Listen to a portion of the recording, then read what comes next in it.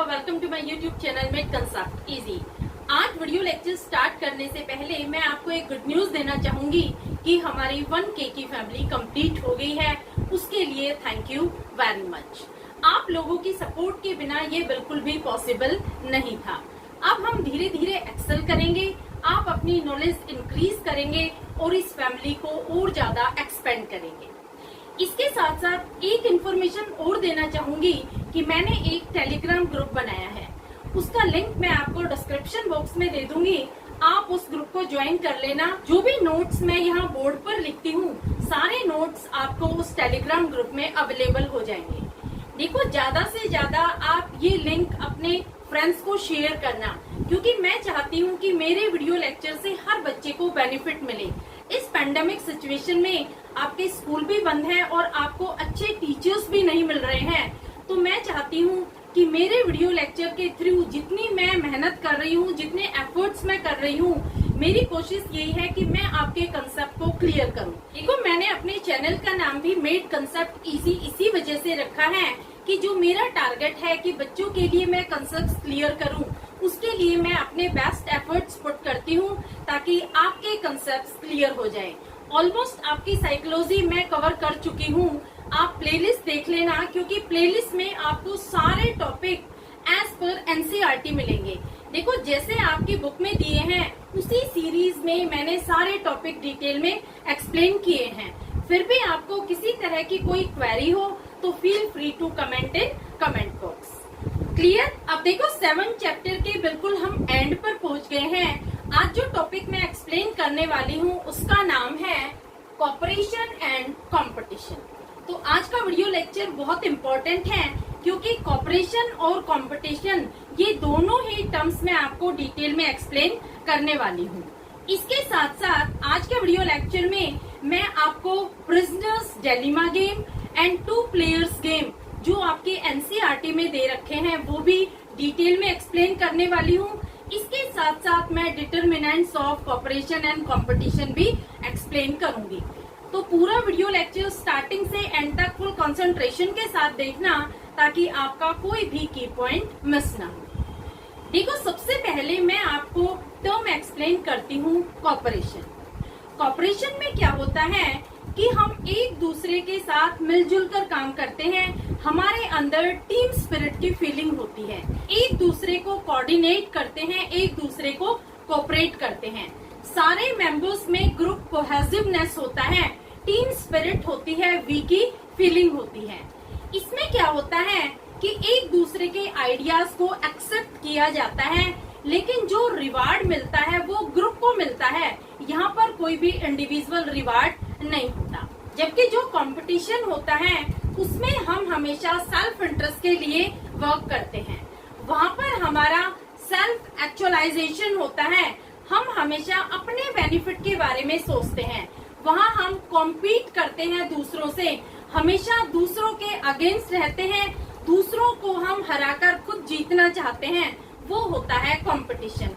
यानी जो चीज हम अचीव करना चाहते हैं वो जब दूसरे लूज करेंगे तब हम अचीव करेंगे। तो यहाँ पर क्या होता है कि इंडिविजुअल रिवार्ड दिया जाता है, तो यहाँ पर हम दूसरों को compete करते हैं, तभी हम इंडिविजुअल रिवार्ड अचीव कर सकते हैं। देखो, जो कंपटीशन होता है उसमें डिसहार्मनी होती है, किसी तरह का कोई कोऑर्डिनेशन और कोऑपरेशन नहीं होता। सारे ग्रुप मेंबर्स एक दूसरे के साथ compete करते हैं, एक दूसरे के अगेंस्ट होते हैं। वो क्या चाहते हैं कि हम जीत जाएं, और हम जब जीतेंगे जब दूसरे हारेंगे। तो समझ आया आपको दोनों में क्या डिफरेंस है? कॉपरेशन और कंपटीशन ये दोनों ही एक दूसरे के अपोजिट है। तो देखो, इनमें कुछ पॉइंट्स दे रही हूँ मैं आपको, आप उन पॉइंट्स को डिस्टिंक्शन में भी यूज कर सकते हैं और आप उन पॉइंट्स को इनके फीचर्स में भी यूज कर सकते हैं। तो देखो, सबसे पहले आप कॉपरेशन में कैसे लिखेंगे? कॉपरेशन का मतलब होता है when group work together to achieve common goal. देखो, जब ग्रुप के लोग इकट्ठे मिलकर काम करते हैं और उनका गोल होता है एक कॉमन गोल, उस कॉमन गोल के लिए उनके कलेक्टिव एफर्ट्स होते हैं। जैसे आप एग्जांपल देना, रिले रेस। रिले रेस के बारे में आपको अच्छे से पता होगा। देखो, रिले रेस में क्या होता है कि एक बैटन को पास करना होता है। यहाँ पर जितने भी प्लेयर्स होते हैं सबके कलेक्टिव एफर्ट्स होते हैं, सबको इक्वली कंट्रीब्यूट करना होता है, तभी यहाँ पर रेस विन की जा सकती है। एक और रिले रेस स्विमिंग और रनिंग में बहुत पॉपुलर है। इसमें क्या होता है कि जो रनर होता है वो एक बैटन लेकर दौड़ता है, उसका एक फिक्स डिस्टेंस होता है कि उसको कहाँ तक दौड़ना है, वहाँ उसे दूसरा प्लेयर मिलता है, उसे वो बैटन दे देता है और दूसरा प्लेयर उस बैटन को लेकर आगे दौड़ता है। तो यहाँ पर क्या है कि जितने भी रनर हैं सबको इक्वली कंट्रीब्यूट करना होता है, सबको तेज दौड़ना होता है, तभी वो रेस जीतते हैं। तो समझ आया? तो कोऑपरेशन में यही होता है कि सब एक दूसरे के साथ कोऑपरेट करते हैं, कोऑर्डिनेट करते हैं, वहाँ पर कलेक्टिव एफर्ट्स होते हैं, तभी उनका कॉमन गोल अचीव होता है। दूसरा पॉइंट इसमें आता है, there is no individual reward, group is rewarded collectively. देखो, जो कोऑपरेशन होता है उसमें कोई भी इंडिविजुअल रिवॉर्ड नहीं मिलता, यानी जब रेस जीती जाती है तो पूरी टीम का नाम आता है, यहाँ पर इंडिविजुअल रिवॉर्ड नहीं देते हैं। जो रिवॉर्ड होता है वो ग्रुप को मिलता है, जो टीम होती है उसे रिवॉर्ड किया जाता है। तीसरा इसमें पॉइंट आता है, there is more coordination and acceptance of each others ideas. देखो, कोऑपरेशन में क्या होता है कि हम एक दूसरे के आइडियाज को एक्सेप्ट करते हैं, हम कोऑर्डिनेटेड एक्टिविटीज के थ्रू वर्क करते हैं, क्योंकि देखो हमारा जो मोटिव है वो क्या है, एक कॉमन गोल को अचीव करना, और उस गोल को अचीव करने के लिए हम कलेक्टिव एफर्ट्स करते हैं। वहाँ पर हम सबके आइडियाज की वैल्यू करते हैं, सबको हम इम्पोर्टेंस देते हैं। ऐसा नहीं है कि हम सिर्फ अपने आइडियाज को रख रहे हैं, दूसरे के आइडियाज को हम कंसिडर नहीं कर रहे, नहीं। यहाँ पर एक्सेप्टेंस होता है दूसरों के आइडियाज का भी, और दूसरा यहाँ पर मोर कोऑर्डिनेशन होता है, क्योंकि कॉमन गोल तभी पॉसिबल होता है जब वहाँ पर मोर कोऑर्डिनेशन होगा, सब मिलजुल के काम करेंगे, एक दूसरे के साथ कोऑर्डिनेट करके चलेंगे, हार्मनी में काम करेंगे, तभी वहाँ पर कॉमन गोल अचीव किया जाएगा। नेक्स्ट पॉइंट आता है, group cohesiveness is more, members are more friendly. देखो, कोऑपरेशन में क्या होता है कि ग्रुप कोहेसिवनेस बहुत ज्यादा होता है। यहाँ पर वी की फीलिंग होती है, जो भी मेंबर्स होते हैं उनका म्यूचुअल अट्रैक्शन होता है, एक बिलोंगिंगनेस डेवलप हो जाती है मेंबर्स में। इन लोगों में एक टीम स्पिरिट होती है, इन ग्रुप के मेंबर्स होते हैं क्योंकि ये सारे। तो यहाँ पर क्या होता है कि सब एक दूसरे को कोऑपरेट करेंगे, फ्रेंडली तरीके से रहते हैं, ये किसी का ये अपोज नहीं करते। तो समझ आया कोऑपरेशन क्या होता है? देखो, कोऑपरेशन में सब लोग मिलकर इकट्ठे काम करते हैं ताकि वो कॉमन गोल को अचीव कर सके। इसमें आप रिले रेस का एग्जांपल दे देना, क्योंकि ये बेस्ट एग्जांपल है। इसके बाद सेकंड पॉइंट लिखना कि कोई भी यहाँ पर इंडिविजुअल रिवॉर्ड नहीं होता, जो भी रिवॉर्ड मिलता है वो ग्रुप को मिलता है। तो यहाँ पर ग्रुप रिवॉर्ड मिलता है, कलेक्टिव रिवॉर्ड मिलता है, इंडिविजुअल रिवॉर्ड नहीं मिलता।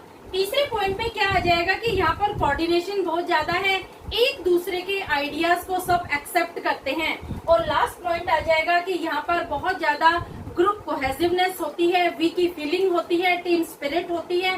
सब लोगों का एक ही मोटिव होता है कि जो हमारा डिजायर्ड गोल है, जो हमारा कॉमन ऑब्जेक्टिव है, वो अचीव करना है अपने कलेक्टिव एफर्ट्स के थ्रू। क्लियर? अब मैं आपको बता रही हूँ कंपटीशन क्या होता है। देखो, when group members try to maximise their own benefit, तो वो हो जाता है कंपटीशन। जब हर मेंबर अपने पर्सनल इंटरेस्ट को कंसीडर करता है, सेल्फ के बारे में केयर करता है, तो वहाँ पर कंपटीशन आ जाता है।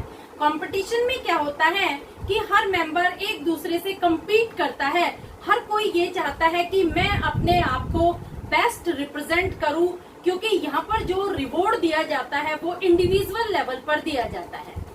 तो देखो, इसका एग्जांपल आप क्या देंगे, 100 मीटर रेस। देखो, यहाँ पर सक्सेस डिपेंड करता है इंडिविजुअल परफॉर्मेंस पर। यहाँ पर एक ही विनर हो सकता है। सपोज 6 जने पार्टिसिपेट कर रहे हैं, तो जब 5 लूज करेंगे तभी एक विनर होगा। यहाँ पर बेस्ट एफर्ट्स इंडिविजुअल पुट करता है ताकि वो विनर बन जाए और उसे रिवॉर्ड मिले। अब इसमें दूसरा पॉइंट आ जाएगा, there is individual reward, group members work for their self interest. देखो इसमें इंडिविजुअल रिवॉर्ड दिया जाता है, तो जितने भी ग्रुप मेंबर्स हैं वो सेल्फ इंटरेस्ट के लिए अपना बेस्ट परफॉर्मेंस देते हैं। वो कभी भी दूसरों के लिए किसी तरह की कोई कंसिडरेशन नहीं करते, क्योंकि उनका मेन मोटिव ये होता है कि दूसरे लूज करें और मैं विनर बनूं। वो अपने आप को विनर डिक्लेयर करवाना चाहते हैं, इसलिए उनका इंडिविजुअल परफॉर्मेंस बहुत बेस्ट एफर्ट्स के साथ होता है, क्योंकि यहाँ पर जो रिवार्ड मिलेगा वो इंडिविजुअल लेवल पर मिलेगा। Next point is there is no coordination as each member wants to attain his own goal. देखो यहाँ पर कोई किसी के साथ कोऑर्डिनेट नहीं करता, किसी तरह का कोई कोऑपरेशन नहीं होता ग्रुप मेंबर्स में, क्योंकि हर मेंबर यहाँ पर एक दूसरे के अगेंस्ट होता है। हर मेंबर ये चाहता है कि मैं अपने आप को बेस्ट रिप्रेजेंट करूं, तो यहाँ पर सेल्फ इंटरेस्ट के लिए उनके परफॉर्मेंस होते हैं, ना कोई कोऑपरेशन होता है, ना ही कोई कोऑर्डिनेशन होता है। कि जो एफर्ट्स होते हैं, उनके जो परफॉर्मेंस होते हैं वो होते हैं to attain his own goal, अपने पर्सनल गोल को अचीव करने के लिए, अपने पर्सनल बेनिफिट को पाने के लिए वो अपने एफर्ट्स पुट करते हैं। वहाँ पर वो किसी दूसरे मेंबर के साथ कोऑर्डिनेट करके नहीं चलते। Clear? Last point is group cohesiveness is less which results in disharmony and conflict among members। देखो कंपटीशन में क्या होता है कि ग्रुप कोहेसिवनेस बहुत कम होती है। यहाँ पर ग्रुप के लिए किसी तरह की कोई भी फीलिंग नहीं होती। यहाँ ग्रुप मेंबर्स अपने पर्सनल बेनिफिट के लिए परफॉर्मेंस देते हैं, किसी को कोऑपरेट नहीं करते, तो रिजल्ट क्या होता है कि डिसहार्मनी हो जाती है और कन्फ्लिक्ट अराइज हो जाते हैं। कन्फ्लिक्ट का मतलब क्या होता है कि उनमें आपस में झगड़े शुरू हो जाते हैं। हर कोई जीतना चाहता है, अपने आप को विनर डिक्लेयर करवाने के लिए कई बार वो गलत तरह की प्रैक्टिस भी फॉलो करते हैं। तो यहाँ पर क्या होता है कि इंडिविजुअल लेवल पर भी डिसहार्मनी हो जाती है और ग्रुप लेवल पर भी। इंडिविजुअल लेवल पर कैसे होगी? जैसे दो पर्सन है ए और बी, उन दोनों में कंपटीशन है, तो यहाँ पर ए बी के अगेंस्ट है और बी ए के अगेंस्ट। दोनों ही अपने आप को बेस्ट प्रूव करना चाहते हैं, क्योंकि उन्हें इंडिविजुअल लेवल पर रिवॉर्ड चाहिए। लेकिन अगर ग्रुप में कंपटीशन है तो क्या होता है कि इन ग्रुप और आउट ग्रुप की उन लोगों के अंदर एक फीलिंग डेवलप हो जाती है। जो इन ग्रुप मेंबर्स होते हैं वो सारे एक दूसरे को कोऑपरेट करते हैं और आउट ग्रुप के साथ वो कम्पीट करते हैं। तो ग्रुप में भी कंपटीशन हो सकता है और इंडिविजुअल लेवल पर भी कंपटीशन हो सकता है। दोनों का ही रिजल्ट होता है डिसहार्मनी एंड कन्फ्लिक्ट। क्लियर? तो ये सारे पॉइंट थे कोऑपरेशन और कंपटीशन के। देखो ये जो क्वेश्चन है ये 3 और 4 मार्कर में पूछा जाता है डिस्टिंक्शन के फॉर्म में, तो आप इन पॉइंट्स को डिस्टिंक्शन के रूप में भी लिख सकते हैं। दूसरा, अगर सपोज आपसे कोऑपरेशन पूछते हैं और उसके फीचर्स पूछते हैं तो आप इन पॉइंट्स को सेपरेटली भी दिखा सकते हो, क्योंकि मैंने यहाँ पर दोनों के 4-4 पॉइंट लिखे हैं। ये 4-4 पॉइंट बहुत इजी पॉइंट है, बहुत ही इजीली आप इन्हें रिमेम्बर भी कर सकते हैं। क्लियर? अब मैं आपको बता रही हूँ प्रिजनर्स डायलेमा गेम। डायलेमा का मतलब क्या होता है? मेंटल कन्फ्लिक्ट, जिसे हम हिंदी में कहते हैं असमंजस। देखो कई बार ऐसी सिचुएशन आ जाती है कि हमारे माइंड में एक कन्फ्लिक्ट चलता है कि हम सामने वाले के साथ कोऑपरेट करें या फिर कम्पीट करें, उसे हम कहते हैं डायलेमा। देखो जो ये प्रिजनर्स डायलेमा गेम है, इसमें क्या होता है कि एक क्राइम कमिट होता है। उस क्राइम के कोई ज्यादा एविडेंसेस नहीं होते, प्रूफ नहीं होते, 2 लोग सस्पेक्टेड होते हैं, यानी ऐसा लगता है कि इन लोगों ने क्राइम किया है, लेकिन वो लोग इस चीज को कन्फेस नहीं करते, मान नहीं रहे हैं, क्योंकि ये पता नहीं लग पा रहा है कि कौन से ने क्राइम किया है। तो यहाँ पर जो डिटेक्टिव है दोनों को पकड़ लेता है, दोनों से सेपरेटली क्वेश्चनिंग करता है, उनको 3 ऑप्शन देता है और किस तरह से वो प्रिजनर डायलेमा में चले जाते हैं ये मैं आपको एक्सप्लेन कर रही हूँ, ध्यान से सुनना। देखो it is 2 person game used to study cooperation and competition. ये जो गेम है इसमें 2 पर्सन लिए गए हैं, उन दोनों पर स्टडी की गई है कि वो कोऑपरेट करेंगे या फिर compete. 2 suspects are quizzed by detective separately. देखो इस गेम में 2 सस्पेक्ट होते हैं। सस्पेक्ट का मतलब क्या होता है कि 2 लोगों पे शक होता है। आर ट्विस्ट का मतलब क्या हुआ कि उनसे सेपरेटली क्वेश्चनिंग की जाती है by the detective separately. Detective उन दोनों को पकड़ के उनसे अलग अलग क्वेश्चनिंग करता है, यानी उनका अलग अलग इंटरव्यू लेता है। उनको 3 ऑप्शन देता है। क्या ऑप्शन है? If one confesses will get no punishment and other will be convicted with serious offense. देखो, वो पहला ऑप्शन क्या देता है, दोनों को सेपरेटली बता रहा है वो कि अगर तुम कन्फेस कर लेते हो तो तुम्हें किसी तरह की कोई पनिशमेंट नहीं मिलेगी। हम जो भी पनिशमेंट है तुम्हारी वो दूसरे को कन्विक्ट कर देंगे, यानी इस क्राइम के लिए हम दूसरे को दोषी ठहरा देंगे और तुम बिल्कुल फ्री हो जाओगे और दूसरे को हम सीरियस ऑफेंस के साथ कन्विक्ट कर देंगे। सपोज 2 पर्सन है, ए और बी, तो जो डिटेक्टिव होता है ए से सेपरेटली कहता है कि देखो, अगर तुम क्राइम के लिए कन्फेस कर लेते हो, तुम मान जाते हो कि तुमने क्राइम कमिट किया है, तो हम तुम्हें किसी तरह की कोई पनिशमेंट नहीं देंगे, तुम्हें हम आजाद कर देंगे और सारी पनिशमेंट हम बी को देंगे। इसी तरह से वो बी को भी सेपरेटली बोलता है कि देखो, अगर तुम कन्फेस कर लेते हो तो हम तुम्हें तो फ्री छोड़ देंगे और सारी पनिशमेंट हम ए को देंगे। तो ये ऑप्शन दोनों के सामने वो सेपरेटली रखता है ताकि वो अपने क्राइम को कन्फेस कर ले। दूसरा ऑप्शन है, if both confess punishment for both will be mild. देखो, सेकंड ऑप्शन में क्या होता है कि डिटेक्टिव दोनों को इकट्ठे बुलाकर कहता है कि अगर तुम दोनों कन्फेस कर लेते हो तो हम तुम दोनों को ही माइल्ड पनिशमेंट देंगे, यानी छोटी मोटी पनिशमेंट देंगे और फिर हम तुम्हें छोड़ देंगे, लेकिन तुम अपनी गलती स्वीकार कर लो, तुम दोनों ही मान जाते हो कि तुमने क्राइम कमिट किया है, तो हम तुमको बहुत माइल्ड पनिशमेंट देकर छोड़ देंगे। और तीसरा ऑप्शन देता है, if neither confesses each will receive a light sentence.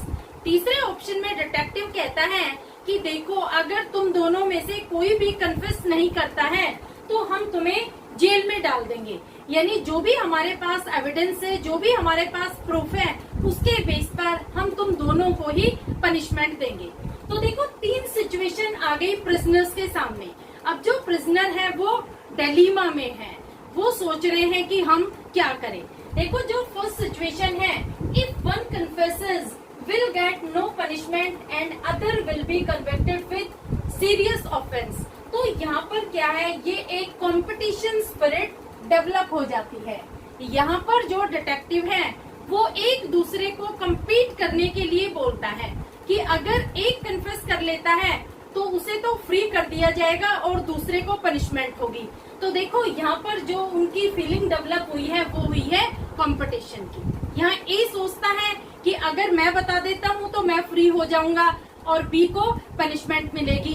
B सोचता है कि अगर मैं कन्फेस कर लेता हूँ तो यहाँ पर मैं फ्री हो जाऊंगा और ए को पनिशमेंट मिलेगी। तो यहाँ पर ये दोनों ही डायलेमा सिचुएशन में है कि हम क्या करें। लेकिन देखो, दूसरी और तीसरी जो सिचुएशन है, इसमें कोऑपरेशन की स्पिरिट डेवलप होती है। कैसे कोऑपरेशन की स्पिरिट डेवलप होती है? सेकेंड सिचुएशन में अगर दोनों ही कन्फेस कर लेते हैं तो दोनों को ही माइल्ड पनिशमेंट मिलेगी, यानी दोनों लोग ही कन्फेस कर लेते हैं, दोनों ही प्रिजनर मान जाते हैं कि उन्होंने मिलकर इस क्राइम को कमिट किया है, तो दोनों को हल्की फुल्की पनिशमेंट मिलेगी और बाद में दोनों को छोड़ दिया जाएगा। तो यहाँ पर क्या है, वो दोनों एक दूसरे को कोऑपरेट करने की सोचते हैं कि क्या हम दोनों मिलकर ये कह दे कि हाँ, हमसे गलती हो गई, हमने इस क्राइम को कमिट किया है। तो यहाँ पर उन लोगों के माइंड में ये डिलेमा है कि हम एक दूसरे से बातचीत करके ये कह देते हैं कि हाँ, हमने क्राइम कमिट किया है। तो यहाँ पर कोऑपरेशन स्पिरिट दोनों में डेवलप हो रही है। और जो थर्ड सिचुएशन है, इसमें है इफ नाइदर कन्फेसेस।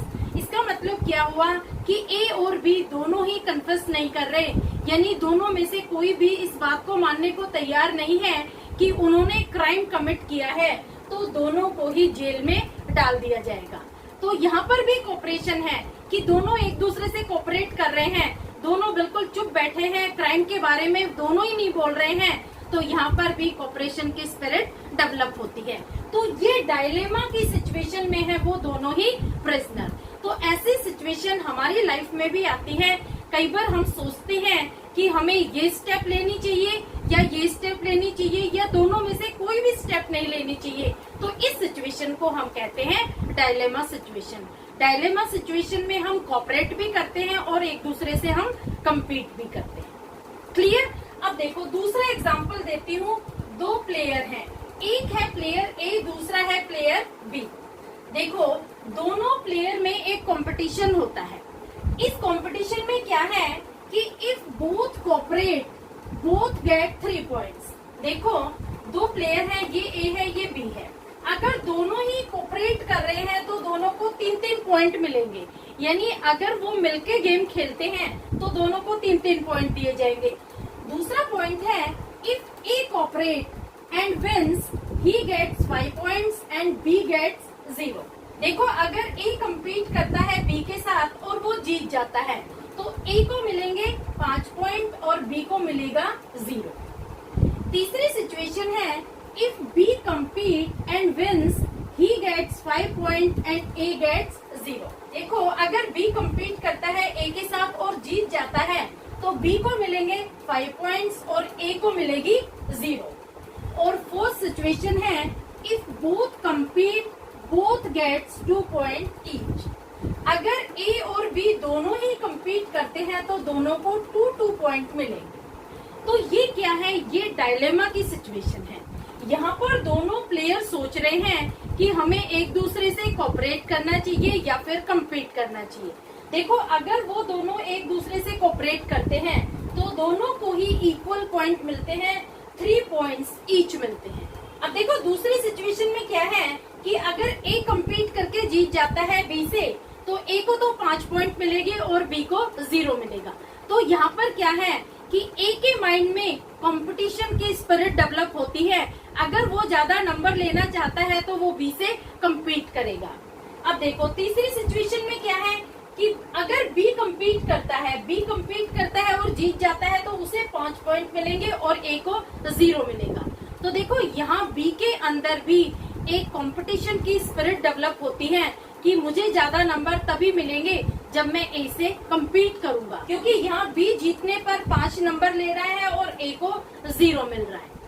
अब देखो अगर दोनों ही कम्पीट करते हैं एक दूसरे के साथ तो दोनों को कम पॉइंट मिलते हैं, दोनों को ही 2-2 पॉइंट मिलते हैं। तो यहाँ पर ये डायलेमा की सिचुएशन है। दोनों ही डायलेमा में है कि हम क्या करें, हम एक दूसरे से कम्पीट करें या हम कोऑपरेट करें या हम दोनों ही मिलके कम्पीट करें। तो इस तरह की सिचुएशन अराइज हो जाती है। जब पर्सन डायलेमा की सिचुएशन में होता है तो वो डिसीजन लेता है on the basis of reward कि रिवॉर्ड कैसा है उसको बेस मानता है और तब वो डिसीजन लेता है। वो मैं आपको बताऊंगी determinants of cooperation and competition. तो ये दोनों एग्जांपल आपको क्लियर हुए, प्रिजनर्स डायलेमा गेम और प्लेयर्स गेम।